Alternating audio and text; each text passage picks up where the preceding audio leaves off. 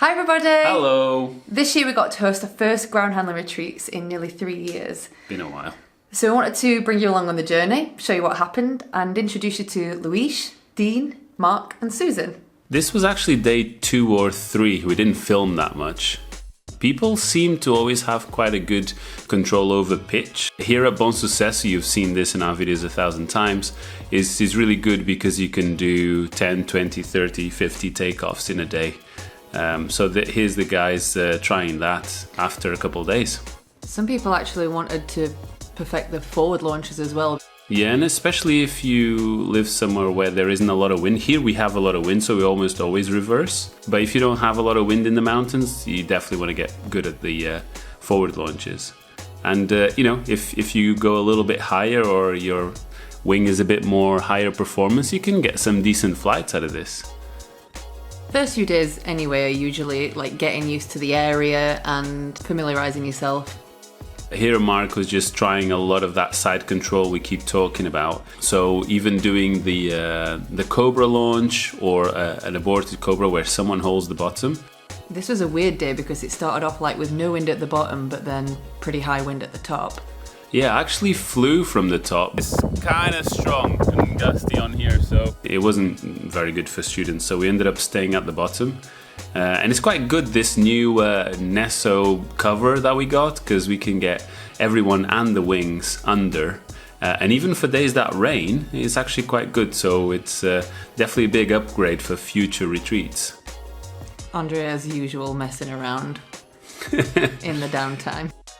This is some more side-to-side practice. I think this was the main thing that everybody wanted to perfect, is moving with the wing, but learning that lateral control first. And not giving up as well, because often when people have something like this, like a collapse or the wing goes to the side, they just pull on the brakes so hard and kill the wing. But I was so proud of Dean here that actually, did the archer position and managed to get the wing back completely without giving up.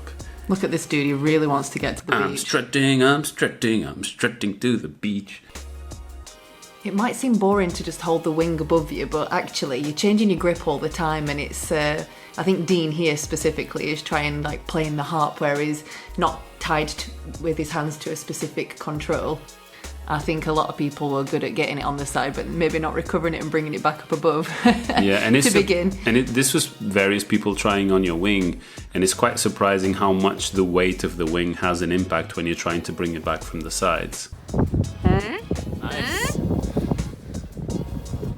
If my Geo mysteriously goes missing after this week, I know where to come looking for it. Yeah, I like the way that he changed his stance there, because I think a lot of people weren't used to having the open stance, like keeping the arms open when you go from side to side and turning through the front. Susan was getting pretty good at this stage, and I think, yeah, the next stage after you can control the wing quite well in terms of roll is actually moving side to side rather than just being in the same place. And obviously, like we always say, the first and second day are a bit tricky, but by day 3 and 4, people are rolling around in the sand. Yeah, I mean, look at her, she's bossing it. Yeah. She was using it to stand up. I think specifically Mark here was trying to get his wingtip touches one side followed by the other side, but he wanted to do it really slow and really perfect, and I think he was super chuffed when he finally got it right. There's loads of other things we could do as well. We have regular bakes because it's really physical, but also playing with the little gliders at the top when it wasn't flyable, packing the wings, getting the sand out, and obviously enjoying a beer. There's some cafes and restaurants nearby which are quite good for a midday break. And meeting up with chums. Some measuring going on. We were calibrating.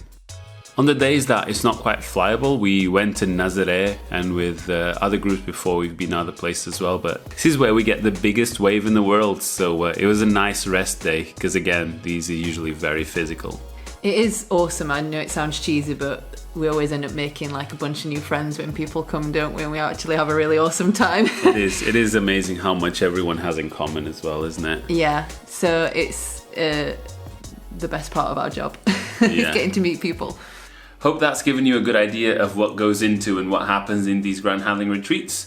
If you want to improve your own ground handling and get less of that takeoff stress and everything. We have some beautiful beaches to practice on in a relaxed environment. We still have some places available for autumn. This year, October 2022. So you can check out the link in the description and up here. And I think that's it. Yeah, of course, we can't go without saying thank you to all our lovely people who support us on Patreon and YouTube memberships. Don't forget to subscribe if you haven't already, and we'll see you next time. Next time will be a good one. See ya! Bye-bye.